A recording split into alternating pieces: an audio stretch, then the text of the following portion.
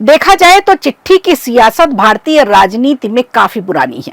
बीते दिनों जब दिल्ली चुनाव हो रहे थे तो केजरीवाल ने खूब चिट्ठी चिट्ठी का खेल खेला, लेकिन अब ऐसा क्या हुआ है कि 16 दलों के नेताओं ने प्रधानमंत्री नरेंद्र मोदी को खत लिखा है। क्या है उस खत का मजमून और क्या है राजनीतिक मंसूबे, बताएंगे आपको।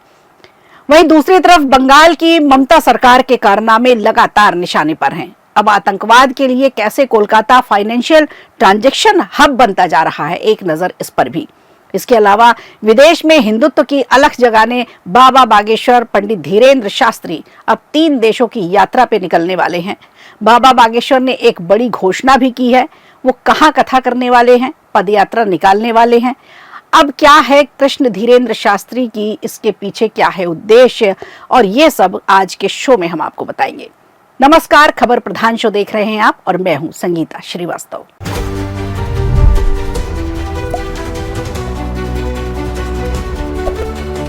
इंडिया गठबंधन के प्रतिनिधियों ने एक प्रेस कॉन्फ्रेंस की।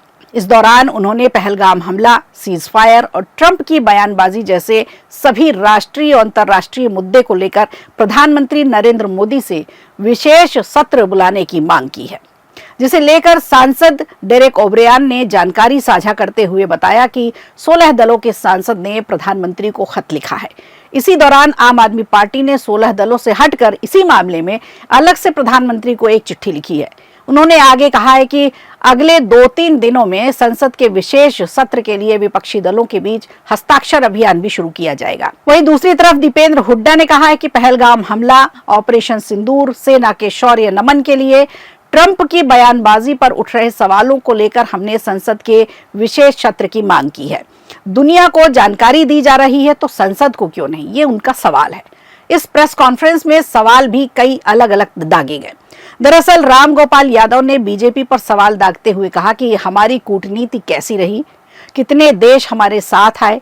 संजय राउत ने तो ये भी पूछ लिया कि प्रेसिडेंट ट्रंप के कहने पर युद्ध विराम हो सकता है, तो देश के विपक्ष के कहने पर संसद का विशेष सत्र क्यों नहीं बुलाया जा सकता।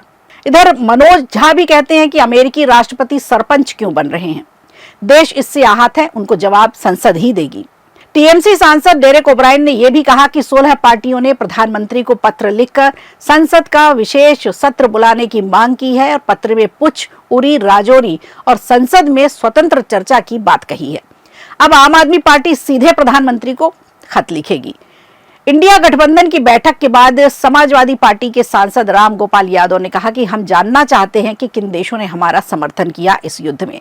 एक भी देश हमारे समर्थन में नहीं आया, ये चिंता का विषय है। अमेरिकी राष्ट्रपति डोनाल्ड ट्रंप की घोषणा के बाद पूरी दुनिया में देश का सम्मान गिरा है। पहले सिर्फ कांग्रेस ही ये पत्र लिखने वाली थी, लेकिन फिर राहुल गांधी के कहने पर कि कांग्रेस नहीं, इंडिया गठबंधन पूरा पत्र लिखेगी। इसके लिए राहुल गांधी ने व्यक्तिगत रूप से अखिलेश यादव, अभिषेक बनर्जी, टीआर बालू और आदित्य ठाकरे से संपर्क किया।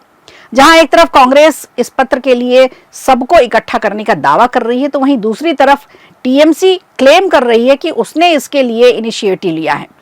लेकिन कांग्रेस बाद में बीच में कूदी। इसके चलते मुद्दे पर साथ होते हुए भी आम आदमी पार्टी से पीएम को अलग अलग खत लिखने के फैसले लिए जा रहे हैं। अब आप देखिए, खत लिखने में भी ये दल एक नहीं है, तो खत का मजमून एक कैसे हो सकता है। और बैठक में हिस्सा भी नहीं लिया जा रहा। हालांकि इस मीटिंग में एनसीपी भी शामिल नहीं हुई, क्योंकि शरद पवार ने पहले ही कहा था कि वो संसद के विशेष सत्र के समर्थन में नहीं है, लेकिन सर्वदलीय बैठक के लिए वो तैयार हैं। तो अब देखना होगा कि इस खत का क्या असर होगा पक्ष और विपक्ष दोनों पर।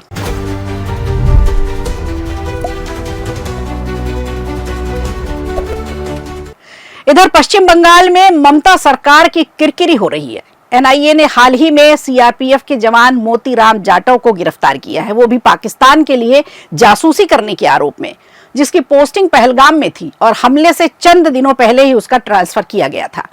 राष्ट्रीय जांच एजेंसी की जांच में बड़ी बात सामने ये आई है, मोतीराम जाट पिछले 2 साल से पाकिस्तान के लिए जासूसी कर रहा था। एनआईए ने भी कई खुलासे किए हैं।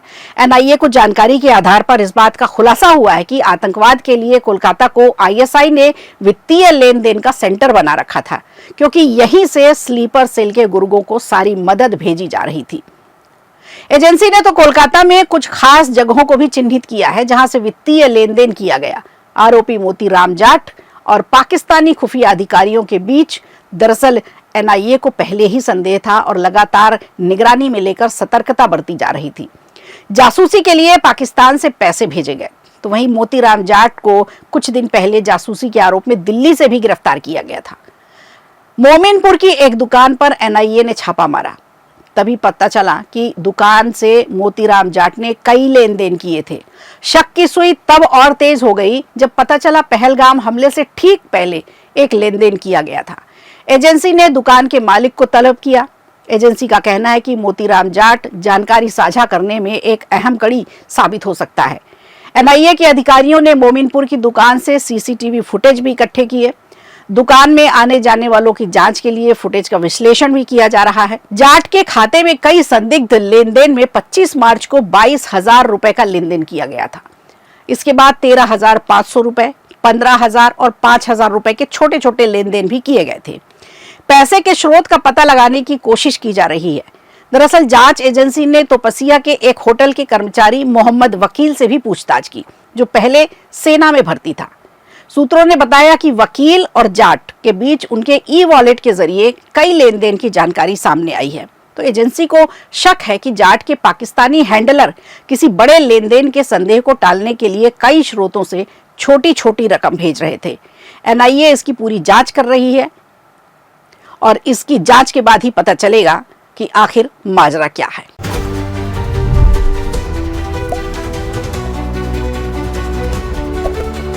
इधर अपने बेबाक बयानों के लिए जाने जाने वाले बागेश्वर धाम के पीठाधीश्वर धीरेन्द्र कृष्ण शास्त्री ने अब एक और बड़ा ऐलान किया है। बिलासपुर में धीरेन्द्र शास्त्री ने कहा है कि वे जशपुर में सबसे बड़े चर्च के सामने कथा करेंगे। अक्सर हिंदुत्व की अलख जगाने वाले बाबा बागेश्वर धर्मांतरण के विषय पर अपनी बात रखने में कभी संकोच नहीं करते। धर्मांतरण पर बाबा के बयान लोगों को बुरे भी लगते हैं। छत्तीसगढ़ में जल्द ही पदयात्रा भी निकालेंगे। धीरेन्द्र शास्त्री ने धर्मांतरण पर कहा कि बस्तर धर्मांतरण के मामले में सबसे ज्यादा संवेदनशील है। उन्होंने जल्द ही छत्तीसगढ़ में धर्मांतरण के खिलाफ पदयात्रा निकालने की बात कही है। अब उनके बयानों को लेकर एक बड़ा मुद्दा बन सकता है, क्योंकि बाबा ने एक बार फिर चेतावनी दी है। धीरेन्द्र शास्त्री ने जसपुर में चर्च के सामने कथा करने का ऐलान किया है।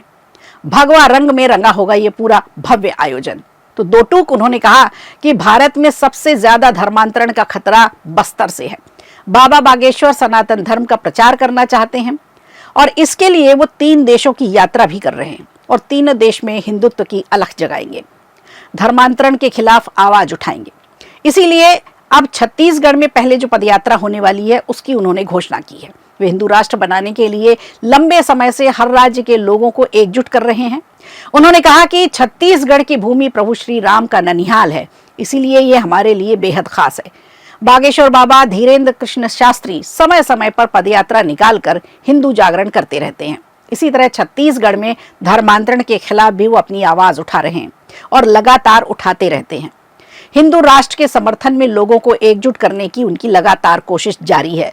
मीडिया से बात करते हुए धीरेन्द्र शास्त्री ने कहा कि मुख्यमंत्री विष्णुदेव साय, गृह मंत्री विजय शर्मा और केंद्रीय गृह मंत्री अमित शाह की बेहद तारीफ की है।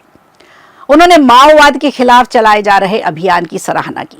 नक्सलियों को लेकर भी हुंकार भरते हुए बाबा ने कहा कि छत्तीसगढ़ एक दिन नक्सल मुक्त जरूर होगा। तो आज खबर प्रधान में इतना ही। दीजिए इजाजत, बने रहिए खबर प्रधान के साथ। नमस्कार। वीडियो अच्छा लगा हो तो लाइक कीजिए, शेयर कीजिए और कमेंट बॉक्स में हमें जरूर बताइए।